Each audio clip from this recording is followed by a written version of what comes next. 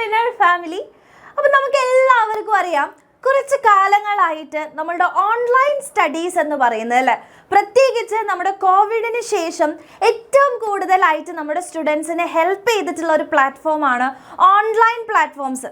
അപ്പം നമുക്കറിയാം, പഠനത്തിലാണെങ്കിലും അല്ലെ, നമുക്ക് ഒരുപാട് പ്രതിസന്ധികൾ വന്ന സമയത്ത് നമ്മളുടെ പഠനം സ്റ്റോപ്പ് ചെയ്തു പോകും, അല്ലെങ്കിൽ ക്ലാസ് റൂമുകളിലേക്ക് നമുക്ക് പോകാൻ പറ്റാത്തൊരവസ്ഥ വന്ന സമയത്ത് നമ്മളെല്ലാവരും ഹെൽപ്പ് ചെയ്ത് അല്ലെങ്കിൽ ഒരു വലിയ ഒരു മാറ്റം കൊണ്ടുവന്ന, ഇപ്പം വിദ്യാഭ്യാസത്തിലാണെങ്കിലും ബാക്കി എന്തൊരു മേഖലയിലാണെങ്കിലും നമ്മുടെ ഓൺലൈൻ ആയിട്ടുള്ള ഒരുപാട് കാര്യങ്ങൾ നമ്മളെ ഹെൽപ്പ് ചെയ്തിട്ടുണ്ട്. അപ്പം അതുകൊണ്ട് തന്നെ ആ ഒരു ഓൺലൈൻ, പ്രത്യേകിച്ച് ഈ വിദ്യാഭ്യാസ രംഗത്തിൽ ഓൺലൈൻ പ്ലാറ്റ്ഫോമുകൾ വളരെ കൂടുതലായിട്ട് നമുക്ക് ചുറ്റുമുണ്ട്. അത് ഒരുപാട് കുട്ടികളെ വളരെ നല്ല രീതിയിൽ ഹെൽപ്പും കൂടെ ചെയ്തിട്ടുണ്ട് അല്ലേ. അപ്പം അതുകൊണ്ട് തന്നെ നിങ്ങൾക്കറിയാം, ഒരുപാട് കുട്ടികൾ ഇപ്പം കേരളത്തിൽ പഠിക്കുന്ന, അല്ലെങ്കിൽ ഇവിടെ അല്ലേ മൊത്തത്തിൽ നമ്മൾ സ്റ്റുഡൻസിനെ എടുക്കുകയാണെങ്കിൽ ഏറ്റവും കൂടുതൽ അവർക്ക് ഇഷ്ടപ്പെടുന്നതും ഓൺലൈനായിട്ട് പഠിക്കാൻ തന്നെയാണ്.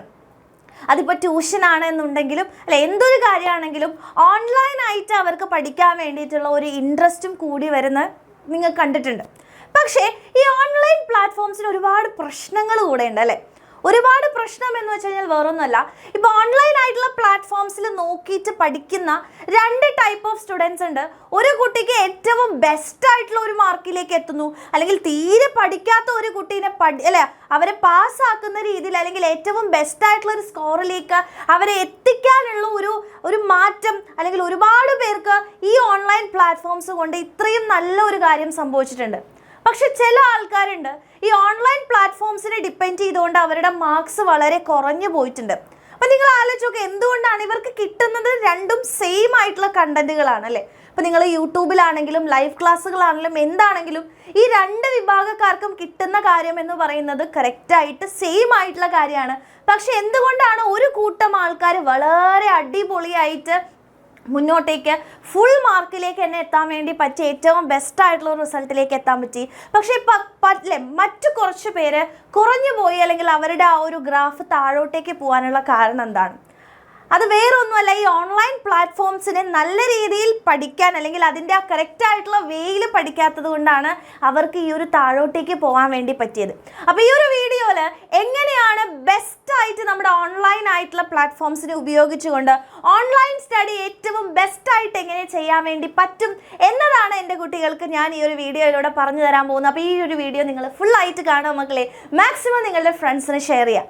അപ്പോൾ വീഡിയോ തുടങ്ങുന്നതിന് മുമ്പ് ഏറ്റവും ഇമ്പോർട്ടൻ്റ് ആയിട്ട് മിസ്സിന് പറയാനുള്ള കുറച്ച് ചോദ്യങ്ങളാണ് ഞാൻ നിങ്ങളോട് ചോദിക്കാൻ വേണ്ടി പോകുന്നത്. വേറെ ഒന്നുമല്ല, അതായത് നിങ്ങൾ സ്വന്തമായിട്ട് അനലൈസ് ചെയ്യുക. ഞാൻ ഈ ക്വസ്റ്റ്യൻസ് ചോദിക്കുന്ന സമയത്ത് ഞാൻ ഇങ്ങനെ ചെയ്യുന്നുണ്ടോ എന്നുള്ളത് നിങ്ങൾ അനലൈസ് ചെയ്യാൻ വേണ്ടി ശ്രമിക്കുക. അപ്പോൾ ആദ്യത്തെ കാര്യം എന്ന് പറയണ ഒന്നുമില്ല, നിങ്ങൾ ഓൺലൈനായിട്ട് സ്റ്റഡി ചെയ്യുമ്പോൾ നമുക്കറിയാം, നമ്മുടെ വീട്ടിൽ നമുക്ക് ഏറ്റവും കംഫർട്ടായിട്ടുള്ള ഒരു പ്ലേസിലിരുന്ന് പഠിക്കാൻ വേണ്ടി പറ്റും എന്നുള്ളത് ഓൺലൈൻ സ്റ്റഡീസിനെ അപേക്ഷിച്ച് നോക്കുമ്പോൾ അത് വളരെ ഇമ്പോർട്ടൻ്റ് ആയിട്ടുള്ള ഒരു കാര്യമാണ്, അല്ലെങ്കിൽ ഭയങ്കര സുഖമാണല്ലേ. അത് നമുക്ക് ഇഷ്ടപ്പെട്ടിട്ടുള്ള നമ്മുടെ കംഫർട്ടായിട്ടുള്ള ഒരു പ്ലേസിലിരുന്ന് പഠിക്കാൻ വേണ്ടി പറ്റും, നമ്മളെ ആരും കാണുന്നില്ല. അപ്പോൾ വളരെ ഈസിയാണത്. അപ്പോൾ നിങ്ങൾ ആലോചിച്ച് നോക്കുക, എൻ്റെ ആദ്യത്തെ ചോദ്യം എന്ന് പറയുന്നത്, നിങ്ങൾ ചെയറും ടേബിളിലും ഇരുന്നു കൊണ്ട് തന്നെയാണോ പഠിക്കുന്നത് അല്ലേ? പ്രോപ്പറായിട്ട് നിങ്ങൾ പഠിക്കാൻ വേണ്ടിയിട്ട് ഒരു ടേബിളിൽ കൃത്യമായിട്ട് നിങ്ങളുടെ ബുക്കുകളും പെന്നുകളും എല്ലാ കാര്യങ്ങളും എടുത്ത് ചെയറിലിരുന്ന് കൃത്യമായിട്ട് ഹെഡ്സെറ്റും അതുപോലെ തന്നെ എങ്ങനെയാണെങ്കിലും കാര്യങ്ങളെല്ലാം കൃത്യമായിട്ട് പഠിക്കണം എന്ന രീതിയിൽ ഡിസ്ട്രാക്റ്റഡ് ആവാതെ നിങ്ങൾ ഇരിക്കുന്നുണ്ടോ? അതോ നിങ്ങൾ ബെഡിൽ ഇരിക്കില്ലേ? നമുക്കറിയാം, രാവിലെ എണീക്കുന്നു, ഓൺലൈൻ ക്ലാസ് ആയതുകൊണ്ട് തന്നെ നമ്മളെ ഒന്നും കാണുന്നില്ല, സോ ബെഡിലിരിക്കാം അല്ലെ. പല സ്ഥലങ്ങളിലും പുറത്ത് എവിടെയെങ്കിലുമൊക്കെ പോയിട്ട് നമ്മുടെ പരിപാടികളുടെ ഇടയിലൂടെയാണോ നിങ്ങൾ ഓൺലൈൻ ആയിട്ടുള്ള ക്ലാസ്സസ് കേൾക്കുന്നത്, പഠിക്കുന്നത് എന്നുള്ളത് നിങ്ങൾ ചെക്ക് ചെയ്യുക. ഇതിലേത് വിഭാഗത്തിലാണ് ഞാൻ പെടുന്നതെന്ന് ചിന്തിക്കാം. അടുത്തത് ഡിസ്ട്രാക്റ്റഡ് ബൈ മെസ്സേജസ് അല്ലേ. അതായത് നമുക്കറിയാം, നമ്മളിപ്പോൾ പല ആൾക്കാരും ലാപ്ടോപ്സിലാണെങ്കിലും മൊബൈൽ ഫോൺസിലാണെങ്കിലും കൂടുതലായിട്ടുള്ള ആൾക്കാർ മൊബൈൽ ഫോണുകളിലാണ് നമ്മുടെ ഇത്തരത്തിലുള്ള ഓൺലൈൻ ആയിട്ടുള്ള ക്ലാസ്സസ് കാണുന്നത്. അപ്പോൾ ഈ ഓൺലൈൻ ആയിട്ടുള്ള ക്ലാസ്സസ് കാണുമ്പോൾ തന്നെ നമുക്കറിയാം, നമുക്ക് ഈ ഒരു ആപ്പ് മാത്രമല്ല അല്ലേ നമ്മുടെ മൊബൈൽ ഫോണിലുള്ളൂ. ഒരുപാട് വേറെ ഇൻസ്റ്റഗ്രാം ഉണ്ട്, വാട്സാപ്പ് ഉണ്ട് അല്ലെ, ഫേസ്ബുക്ക് ഉണ്ട്, ട്വിറ്റർ ഉണ്ട്, അങ്ങനെ ഒരുപാട് എന്തുണ്ട്, ആപ്പുകളുണ്ട്. അപ്പം അതിലെല്ലാം നമ്മൾ നെറ്റ് ഓൺ ചെയ്യുന്നത് കൊണ്ട് തന്നെ നോട്ടിഫിക്കേഷൻസ് വരാനുള്ള കാരണങ്ങളുണ്ട്. ചിലപ്പോൾ പെട്ടെന്ന് നിങ്ങളുടെ ഒരു ഫ്രണ്ട് മെസ്സേജ് ചെയ്യുന്ന സമയത്ത് മുകളിലൂടെ പോപ്പപ്പ് ചെയ്ത് വരുന്ന സമയത്ത് നമ്മൾ ചെയ്തുകൊണ്ടിരിക്കുന്ന ആ ഒരു സാധനം നിങ്ങൾ സ്റ്റോപ്പ് ചെയ്തുകൊണ്ട് മെസ്സേജ് വായിക്കാൻ വേണ്ടി പോകുന്നുണ്ടോ എന്ന് നോക്കുക.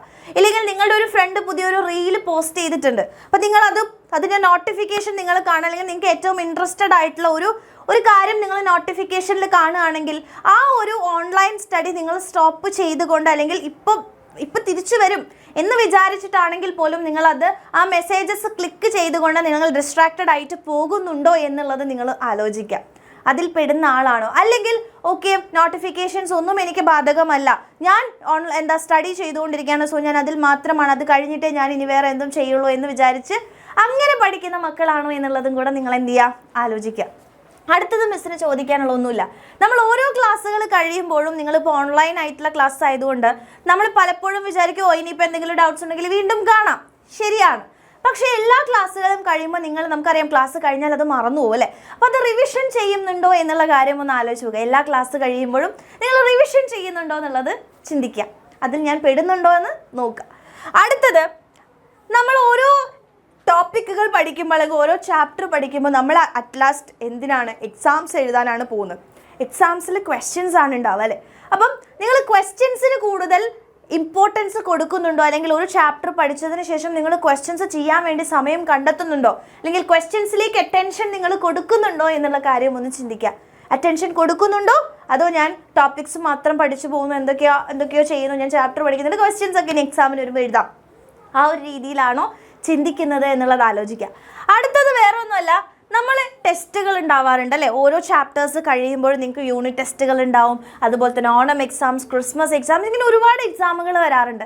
അപ്പോൾ ഈ ഒരു എക്സാമുകൾ കഴിയുമ്പോഴും ഈവൻ ദോ നിങ്ങളുടെ ഒരു ചെറിയ ഒരു ടോപ്പിക് ടെസ്റ്റ് ആണെങ്കിൽ പോലും, അല്ലെങ്കിൽ ഒരു ചാപ്റ്റർ ടെസ്റ്റ് ആണെങ്കിൽ പോലും, അതിൻ്റെ റിസൾട്ട് വന്നതിന് ശേഷം എല്ലാവർക്കും ഫുൾ മാർക്ക് കിട്ടിക്കൊള്ളുന്നില്ല അല്ലേ? അപ്പോൾ എവിടെയൊക്കെയാണ് നിങ്ങളുടെ മാർക്കുകൾ പോയത് എന്നുള്ള കാര്യം നിങ്ങൾ ചെക്ക് ചെയ്യാറുണ്ട്. എവിടെയൊക്കെയാണ് എനിക്ക് മിസ്റ്റേക്സ് പറ്റി എൻ്റെ മാർക്കുകൾ പോയത് എന്നുള്ളത് കറക്റ്റായിട്ട് നിങ്ങൾ ടെസ്റ്റ് എഴുതി കഴിഞ്ഞാൽ ആ ആൻസർ ഷീറ്റ് കിട്ടുന്ന സമയത്ത് നിങ്ങളത് അനലൈസ് ചെയ്യാറുണ്ടോ?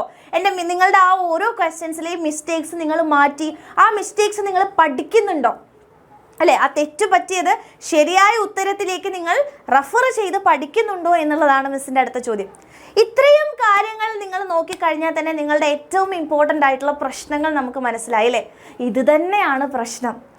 അപ്പം ഇത്തരം പ്രശ്നങ്ങൾ നമ്മൾ മാറ്റിയെടുക്കുകയാണെന്നുണ്ടെങ്കിൽ ഓഫ് കോഴ്സ് ഇത് വലിയ പ്രശ്നങ്ങൾ തന്നെയാണ്. അപ്പോൾ ഈ കാര്യങ്ങൾ നിങ്ങൾ മാറ്റിയെടുക്കുകയാണെന്നുണ്ടെങ്കിൽ, കറക്റ്റായിട്ട് നിങ്ങൾ പഠിച്ചു പോകാൻ വേണ്ടി തയ്യാറാണെന്നുണ്ടെങ്കിൽ ഓഫ് കോഴ്സ് നിങ്ങൾക്ക് ഓൺലൈൻ സ്റ്റഡി ഏറ്റവും ബെസ്റ്റായിട്ടുള്ളൊരു നമുക്ക് ടൈം ലാഭിക്കാനും അല്ലേ, ബാക്കിയുള്ള എല്ലാത്തിനെയും അപേക്ഷിച്ച് ഏറ്റവും എഫക്റ്റീവായിട്ടുള്ള ഒരു വേ ഓഫ് സ്റ്റഡി എന്ന് പറയുന്നത് ഓൺലൈൻ തന്നെയാണ്.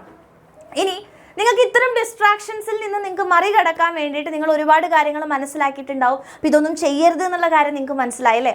അപ്പോൾ എൻ്റെ കുട്ടികളോട് മിസ്സിന് പറയാനുള്ള കാര്യം, കുറച്ച് നിങ്ങളെ ഹെൽപ്പ് ചെയ്യാൻ വേണ്ടി കുറച്ച് ടിപ്സ് പറയുകയാണ്. ആദ്യം തന്നെ നമ്മൾ ഓൺലൈൻ ആയിട്ടുള്ള പ്ലാറ്റ്ഫോംസ് ആയതുകൊണ്ട് നമുക്ക് ഒരുപാട് രീതിയിലുള്ള ഡിസ്ട്രാക്ഷൻസ് വരാം. അപ്പോൾ അതിൽ നിന്നും നമുക്ക് മാറ്റാനുള്ള ഒരു ചെറിയ ട്രിക്ക് എന്ന് പറയുന്നത് നമ്മുടെ വാൾപേപ്പർ ടെക്നിക്കാണ്. വേറൊന്നുമല്ല, വാൾപേപ്പർ സ്ട്രാറ്റജി. അതായത് നിങ്ങൾ എന്തിനു വേണ്ടിയിട്ടാണ് പഠിക്കുന്നത് അല്ലേ?